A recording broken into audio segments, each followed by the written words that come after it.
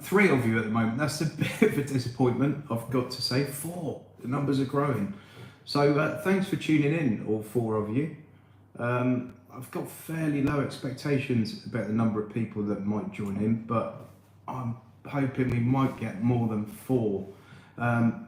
Feel free to send me your questions and I'll answer them as best I can.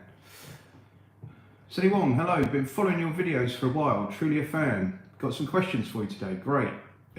It looks like this might be a little one-on-one session.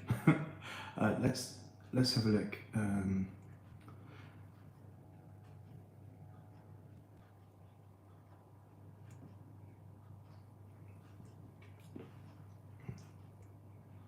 interested in a car, Toyota Yaris hatchback, 2017, 1.5 VVTi, eye contact, 5-door, mileage of 6,000 miles with a price of 13 grand.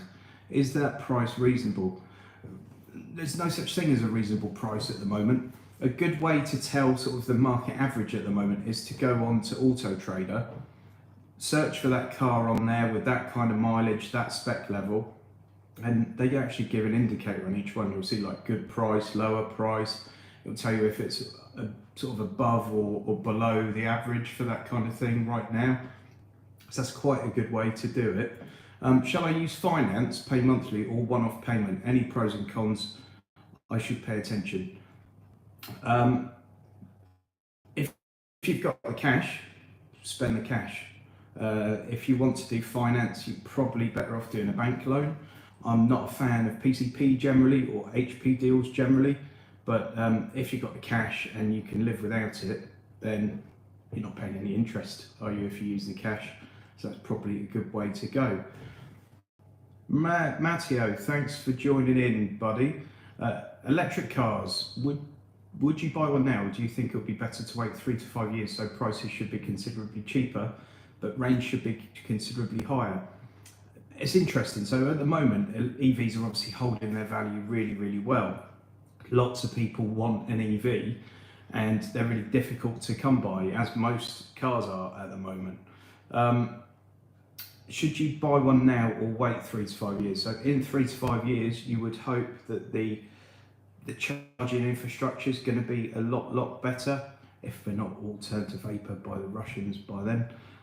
So you think the charging infrastructure is going to be a lot better, and really and truly the next lot of cars should come along, as you say, with much higher range. They might be a bit cheaper to buy new potentially. So yeah, it might be worthwhile waiting a little bit, and maybe prices will come down. Having said that, prices of everything should come down in the not too distant, we hope. Enjoying your output, chap, thank you. Thanks, Jonathan. Sammy, again, I'm going to view the car this weekend. If I can get driving instructors friendly knows which will help with the viewing. Which aspect can I get the most out of him during the viewing and test drive? Really give it a good test drive. I think I did a video quite a long time ago. I can't remember because I've slept since then. But I did a video a while ago about the kind of things you should probably be looking at on your test drive and when you're buying a used car, and really use the thing to its full extent.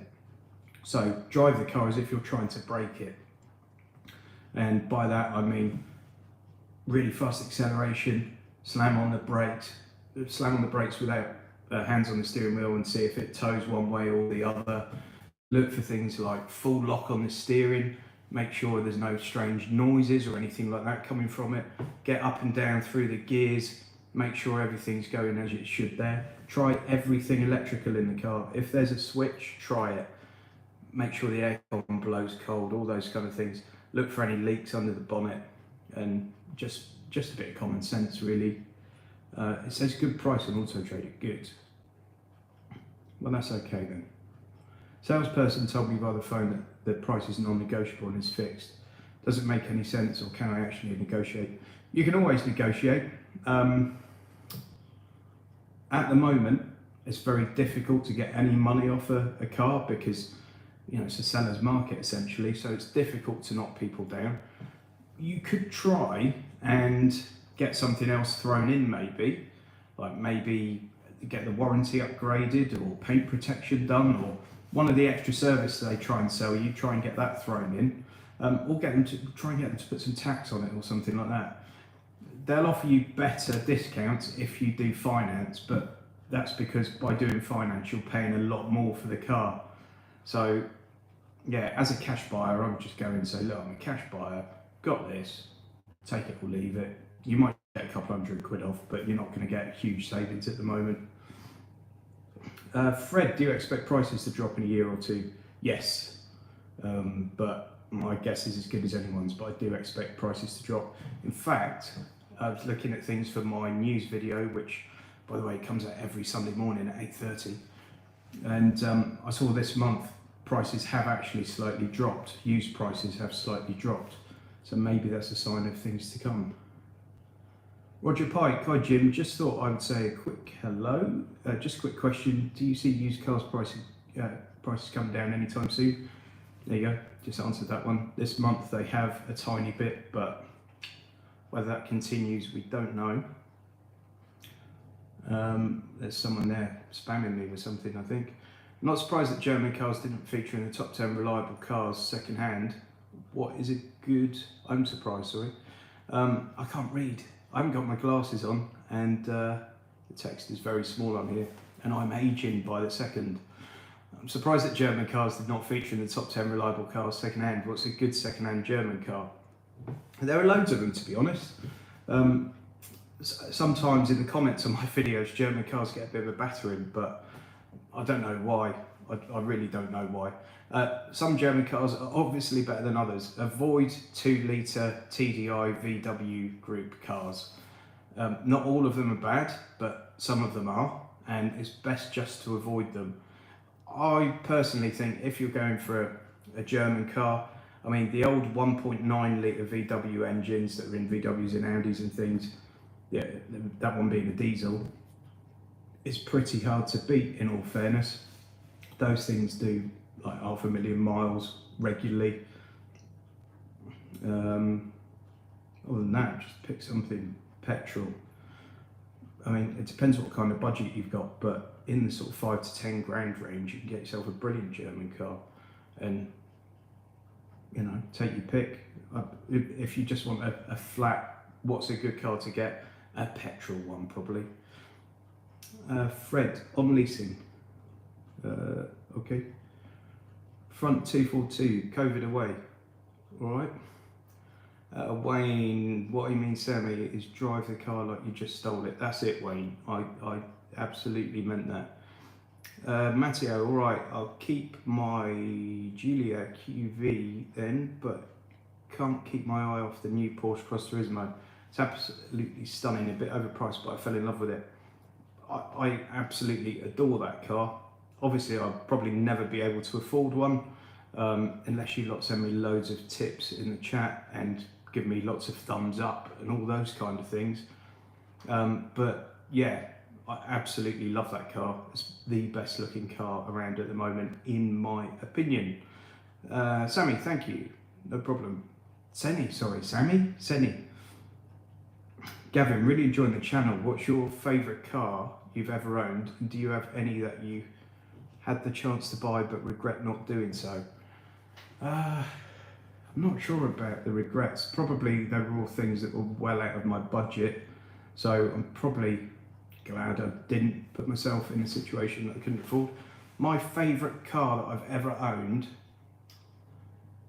is probably, I had a 1991 Toyota Celica GT in red with the flippy headlights, and it was a very baggy example. It done lots of miles, it hadn't been very well looked after, but I just absolutely loved that car. It was the first car I had that wasn't something really sensible, and I adored it. Sold it to an adult film star as well, true story. Glasgow going to be ULEZ in mid-22, yeah, that sucks. Roger, thanks Jim. Would I be able to drive my Thai Toledo? Is that a taxi Toledo? I don't know.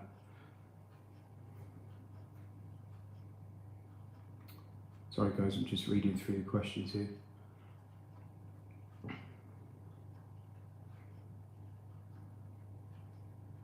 As a first-time buyer, does it mean Ben's BMW car is likely to cost much more than the Toyota Yaris for daily usage, e.g. petrol and maintenance? So the petrol and the tax you can check on Auto Trader. So just look at those particular cars and it will show you the running costs. So you'll see petrol, MPG and tax. Look up also real world MPG, because quite often, as I'm sure you all know, the advertised MPG and what you actually get in the real world are usually miles apart from one another.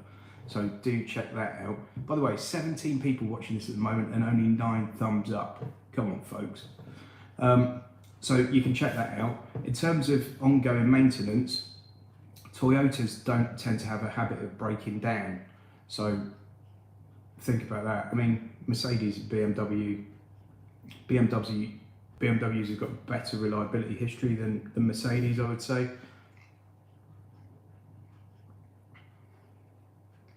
What electric cars are to look for in the near future? I did a video on that a while ago, I think. I did one on cars coming up this year, sort of more affordable cars coming up this year.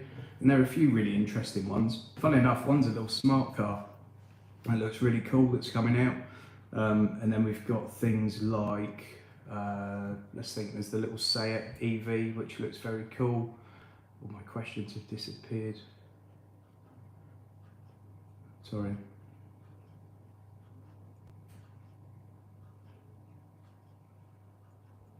And then at some point, Tesla are going to announce the Tesla 2, or we think it might be, which will be evidently a bit of a budget-pleasing Tesla. So that'd be interesting to see what comes up with that. But some really good stuff coming up. I've got a few car reviews coming up on the channel actually. So tomorrow I'm going up to Bracknell and I'm going to be taking out a Honda E for the day. Be interested to see what that's like. It's obviously got a couple of compromises, but I'll be taking that out and there'll be a review coming up with that one. And then other EVs I've got coming up on the channel. I'll be doing a review of the Kia Soul Max EV. I've got the Lexus UX300E and one or two others coming up, so keep peeled for those. Do you think subscription will replace lease in a couple of years? Would certainly tie in better to climate targets and help relieve city congestions if folk didn't have a car 365 days a year. That's from David. That's a good question, David. Unfortunately, at the moment, subscriptions are not subscriptions in the sense that I think you're thinking, where you basically subscribe to use of a car and there's one at the end of the road, like the Boris bike type idea. Subscriptions at the moment are very, very similar to a lease, whereby you're tied in for a period of time, but it includes insurance and maintenance and some of those ongoing costs. I think at some point in cities, what you're suggesting will be the norm, but I think we're a long way away from it. People still can't get their heads around leasing, a lot of them. So the subscription thing's like a step further. When you've grown up in a time when you own your car and that's it, it's difficult to see past it. Do you think we'll see new electric cars around 10k from China? From Roger. Probably at some point. I don't know if 10k is realistic, but probably at some point we will, yeah. Not for the foreseeable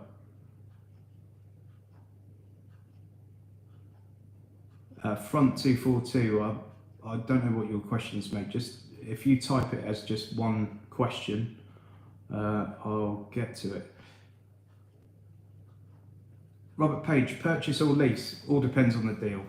If you want a new car, you know, I've said it in plenty of videos, I always suggest you lease it because I think you get the best value for money for it from leasing it.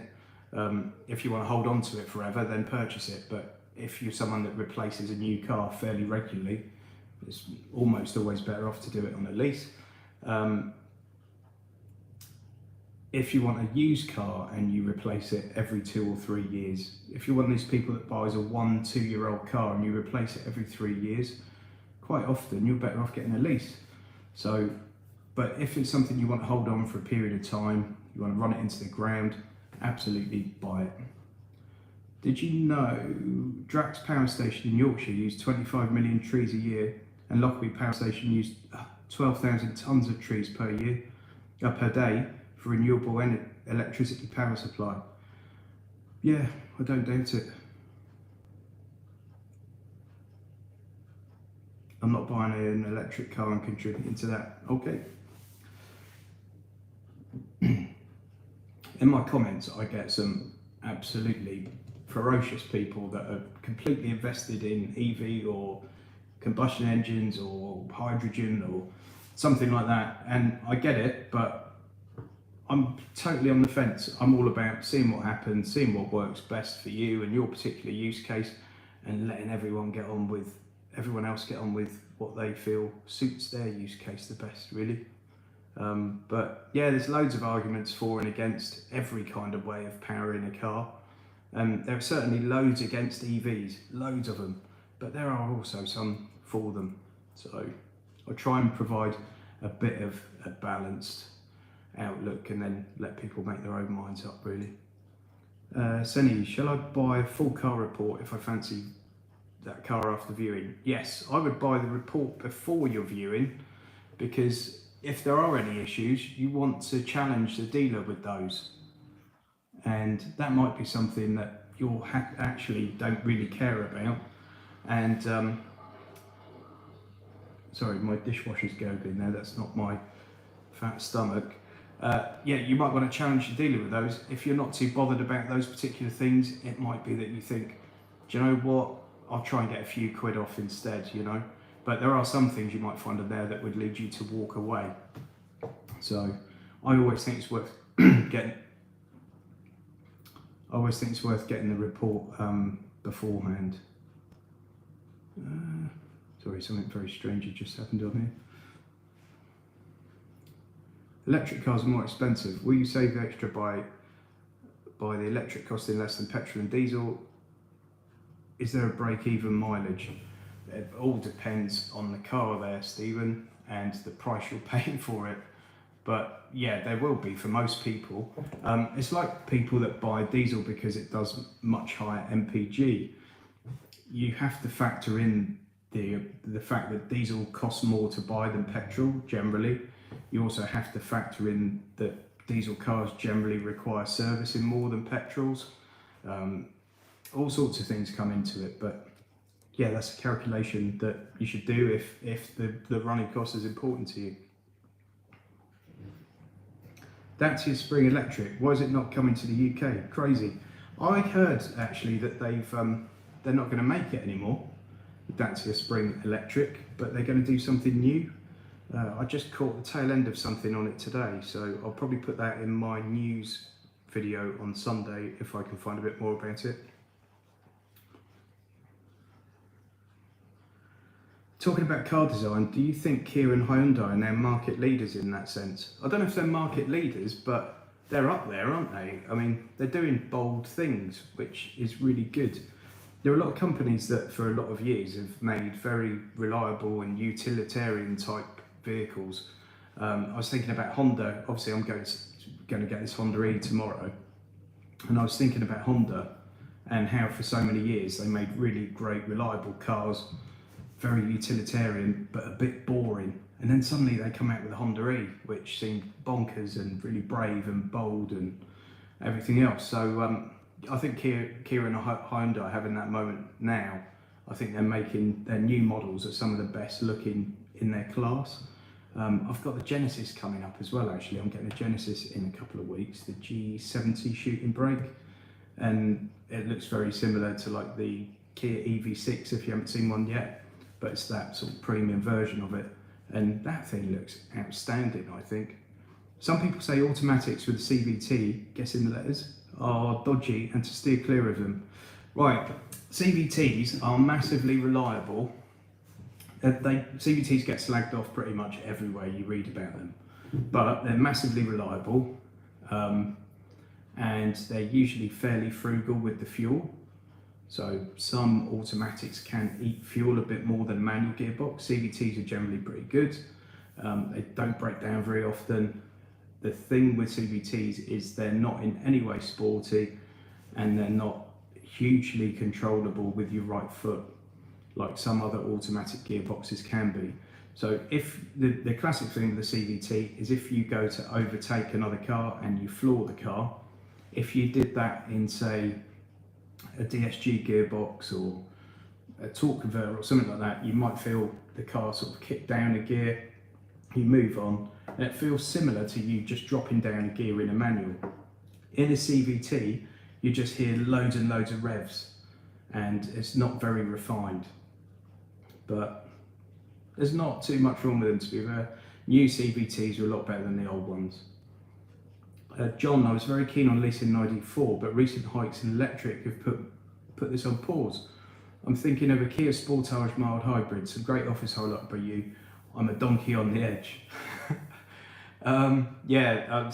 Kia Sportage looks like a brilliant choice, to be fair, John. They're very, very nice looking cars. I know what you mean about the electric prices going up, and with everything that's going on over in the Ukraine at the moment, it could mean electric prices continue to go up. Obviously, there's supposed to be another increase at the end of this year, another one next year. So we'll see what happens. I think even with them going up, if you're looking at it purely at running costs, you're always going to be better off than you are with the petrol. But it depends how much you can get for on the lease, I guess. Robert Page, great channel. Keep up the content. Thanks very much, Robert. I will. Which aspects are the most important to cover when buying car insurance? You just want to buy fully comprehensive insurance, and you always want to buy legal expenses cover, and you don't have to buy that from the same place that you buy your car insurance. Also, make sure you don't have a ridiculously high excess. Right, front 242. Sorry, the question is, I have a Seat Toledo, non-taxi in Glasgow city centre is going to be you, Les. Do you know the implications will be, costs and bans, etc.? I don't, to be honest, mate. Most places with ULEZ seem to be doing, you have to pay a charge if your car's not ULEZ, but certainly it might be that they're banned. These things are popping up everywhere at the moment, and I honestly I don't know anything about Glasgow just yet. The only one I've sort of done any research on was London, to be fair. Mark Payne will be looking to buy an estate under 10 grand, which is fun but practical and economical. Any ideas? Fun.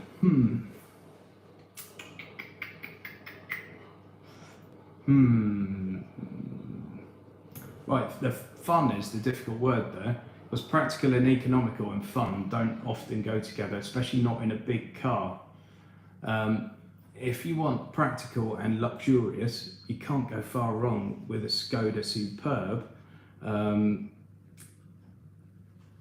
I mean, they're ginormous and really well appointed. They're very nice cars, actually. Ramel Ahmed, hi Jim. Hi Ramel. That's my mate, actually. I was chatting to him earlier. What else can we think of? Obviously, there are ridiculous ones, but you won't get them for 10 grand, or if you do, they're going to be thrashed to all goodness.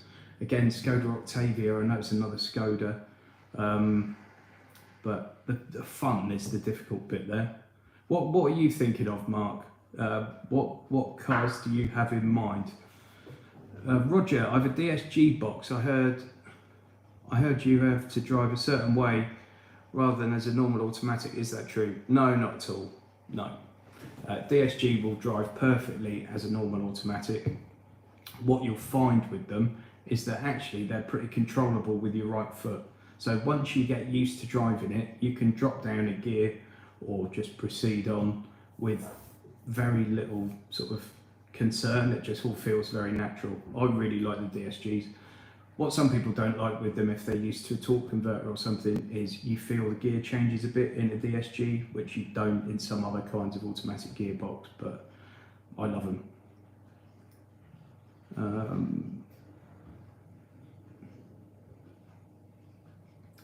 Sajan, which used car under £4,000 do you recommend for a family of 3 with a stroller? Under 4 grand. Well, I know they're boring, but Honda Jazz is pretty good for a family of 3. It's going to be really cheap to run. They're just a bit dull. Octavia, again, nice car.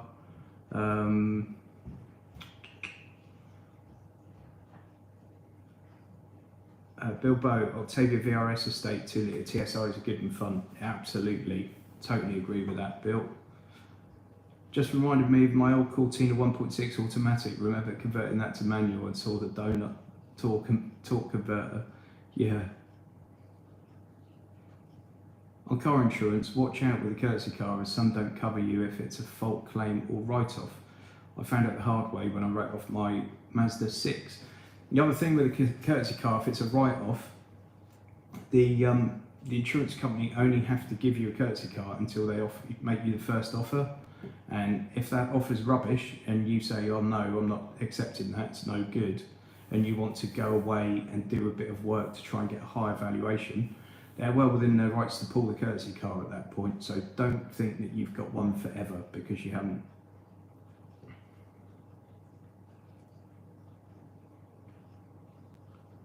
I've been waiting for my company's rental car for 4 months. There's not a single car released for rental. Which is better, waiting for longer for a lease in a company car or buy the car myself?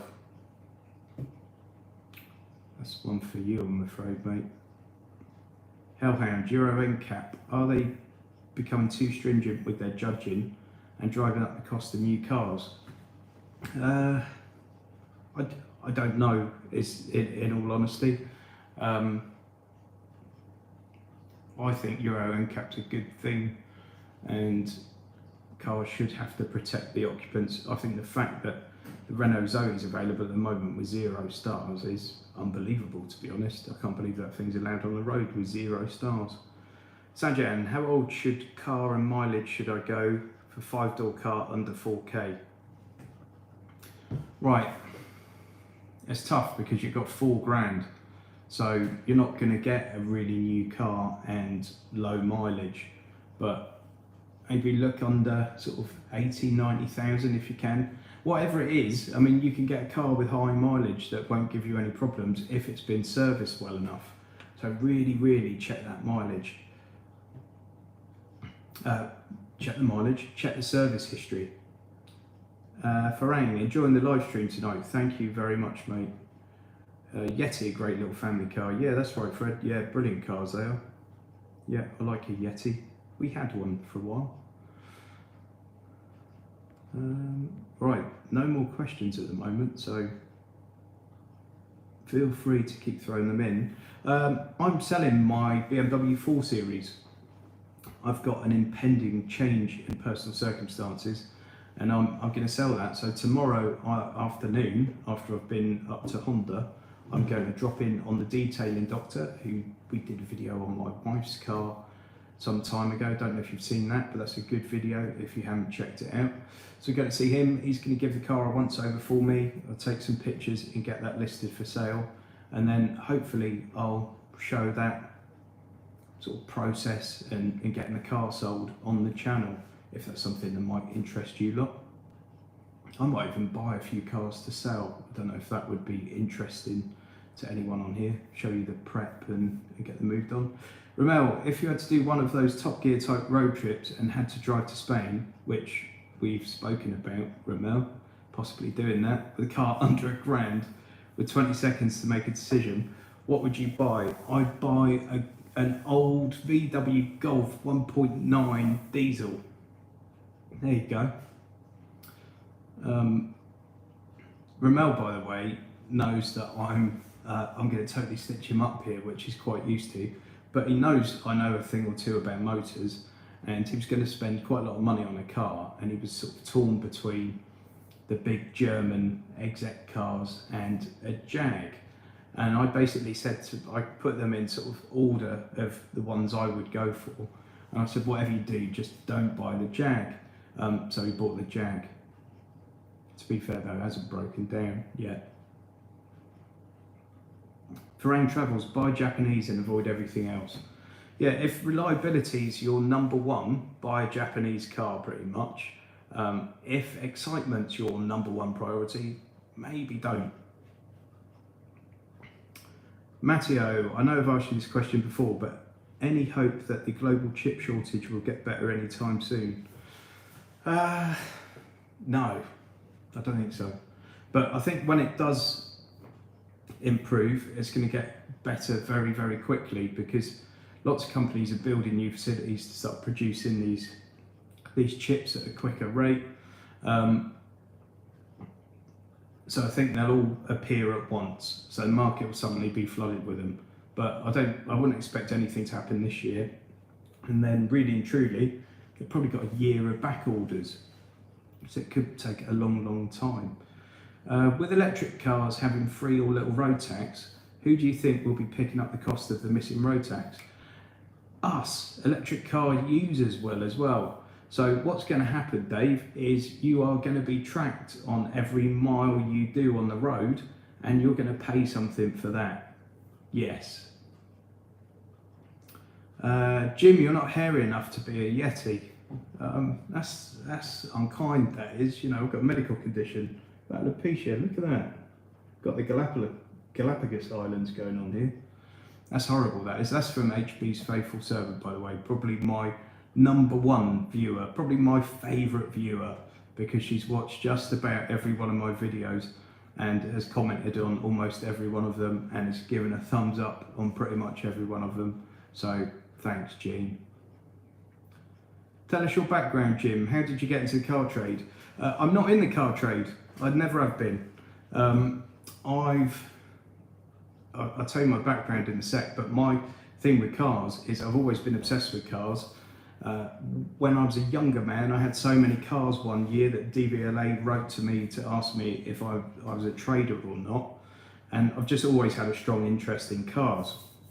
And I've always had more of an interest in ordinary cars that people actually drive rather than supercars and stuff, which is maybe a bit odd.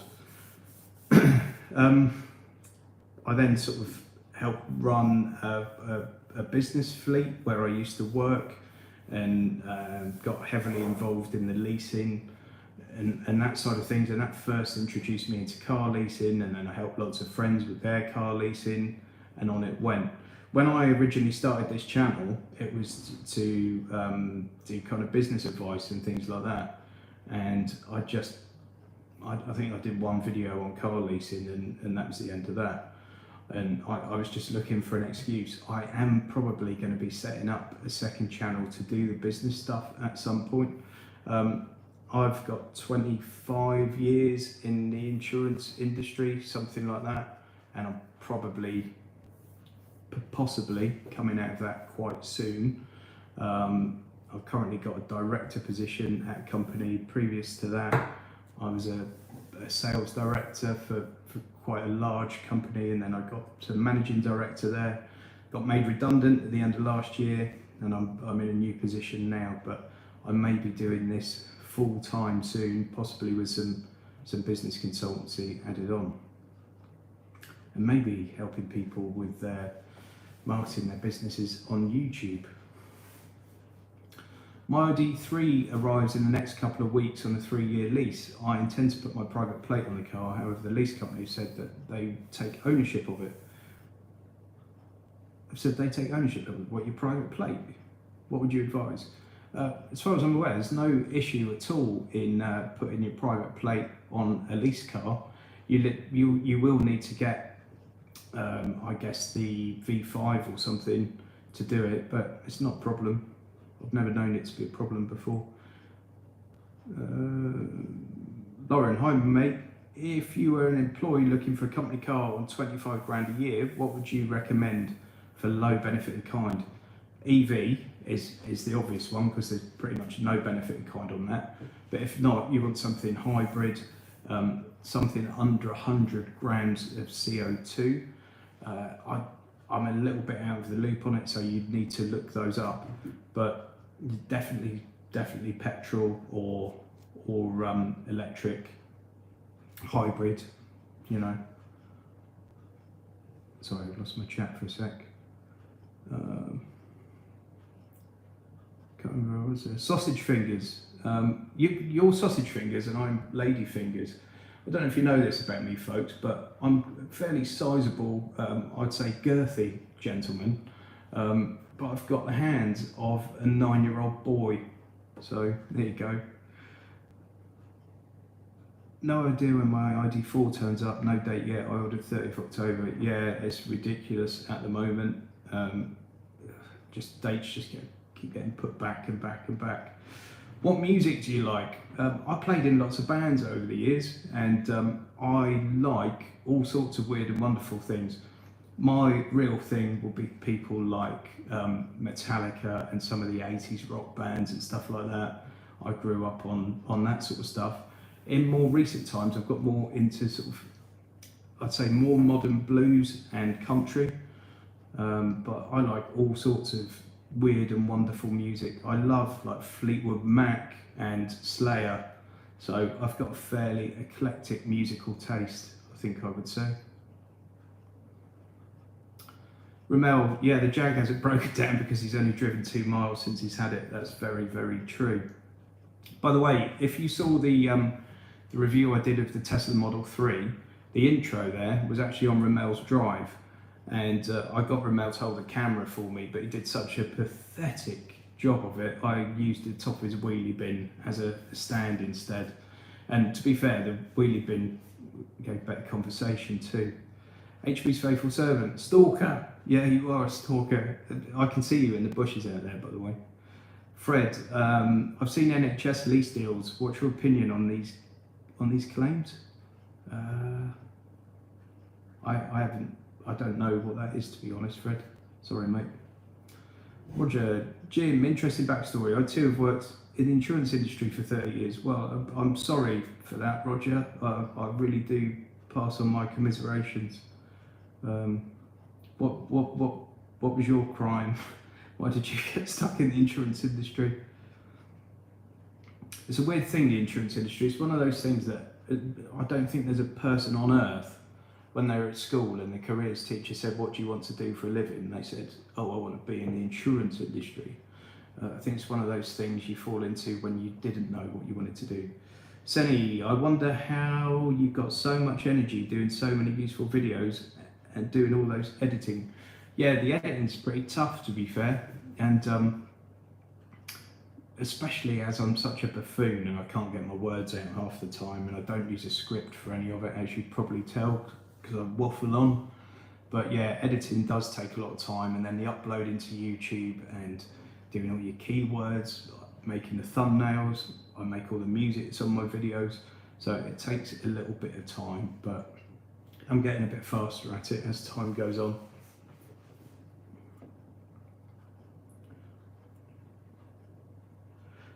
Right, I think we'll leave it there.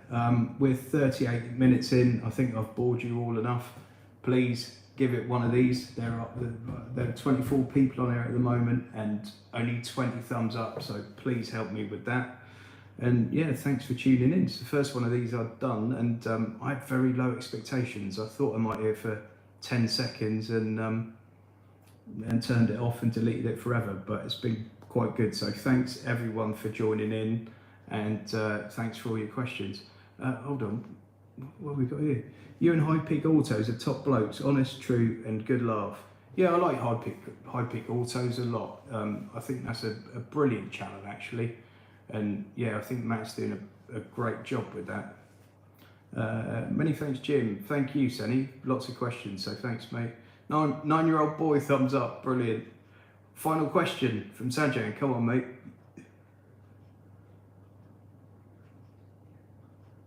HB's faithful servant, by the way, is a massive Matt Damon fan, and I've heard Matt's now got an armed bodyguard with him at all times, even while he sleeps. Matteo, thanks, mate.